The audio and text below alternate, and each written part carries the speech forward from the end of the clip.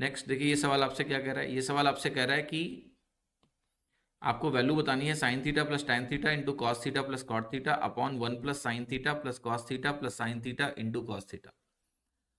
तो देखिए, बहुत ही अच्छा सवाल है और मज़ेदार सवाल है। इसको हम वैल्यू से भी कर सकते हैं और इस सवाल को हम ट्रेडिशनली भी कर सकते हैं।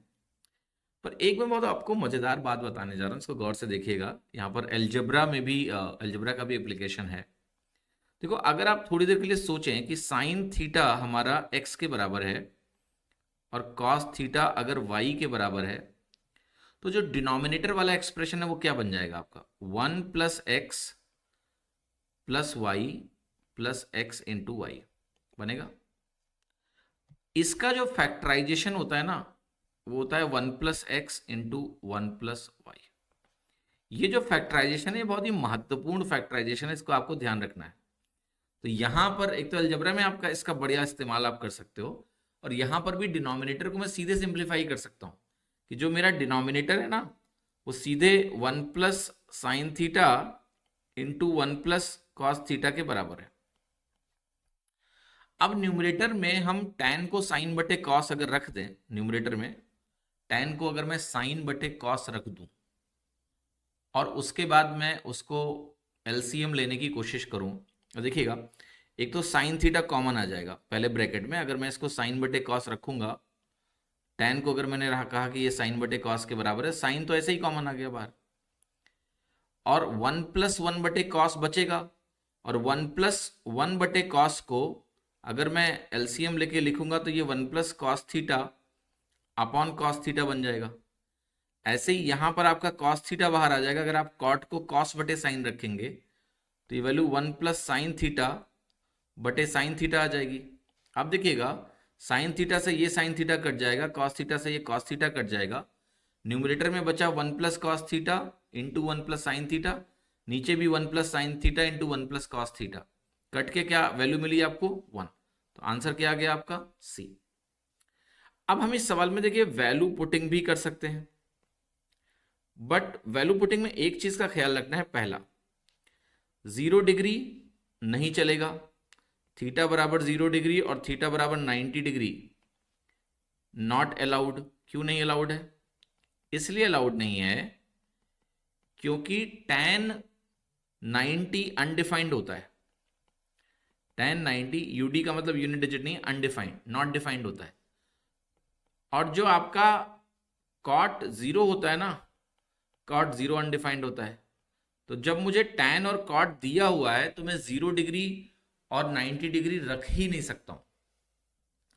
वैल्यू जो रखी जा सकती हैं वो आप 45 डिग्री रख सकते हो, 45 डिग्री, 30 भी रख सकते हो आप, लेकिन 30 रखने से अच्छा है, ठीक है, 45 रख लो, क्योंकि 45 पे आपके साइन और कॉस बराबर हो जाएंगे। तो ये जो दोनों एक्सप्रेशन है वो सेम ही दिखेंगे। भाई साइन प्लस टैन बोलो या कॉस प्लस कॉट बोलो, थीटा बराबर 45 पे दोनों ब्रैकेट सेम ही आएंगे। ठीक है, जैसे साइन और कॉस की वैल्यू सेम हो जाएगी, साइन और कॉस की वैल्यू सेम हो जाएगी। 1/√2 1/√2 रखना है आपको, और तब आप सॉल्व करोगे तो आप देखोगे फर्दर कि आपको वैल्यू क्या मिल रही है? 1 ही मिलेगी। एक और वैल्यू है जो एप्रोप्रिएट है, वो है थीटा बराबर 135 डिग्री। वो भी रख सकते हो आप।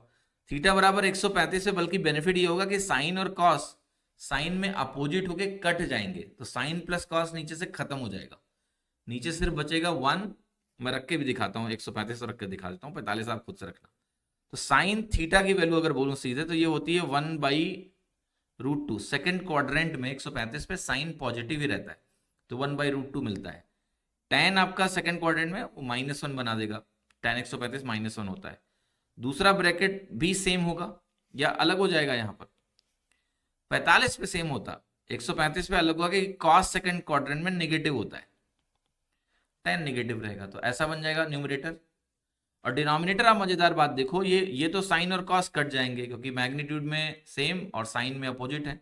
और यहाँ sign theta into cos theta करोगे अगर आप, यहाँ प्लस का साइन है तो ये -1/2 बनेगा, क्योंकि साइन थीटा +1/√2 होगा, कॉस -1/√2 होगा, प्रोडक्ट करेंगे -1/2 मिलेगा। यहाँ पर ऑलरेडी 1 है, तो 1 -1/2 क्या हो गया? 1/2, तो डिनोमिनेटर 1/2 आ गया। न्यूमरेटर को अगर आप गौर से देखें यहाँ पर, और माइनस साइन को बाहर निकाल लें तो ये 1/√2 प्लस 1 है, ये 1/√2 माइनस 1 है, a minus b a plus b लगाएंगे तो a square minus b square बनेगा। अब आप गौर से देखें तो न्यूमरेटर भी 1/2 हो जाएगा, डिनोमिनेटर भी 1/2 हो जाएगा, आंसर मेरा 1 आ जाएगा। इस तरह से भी कर सकते हैं आप।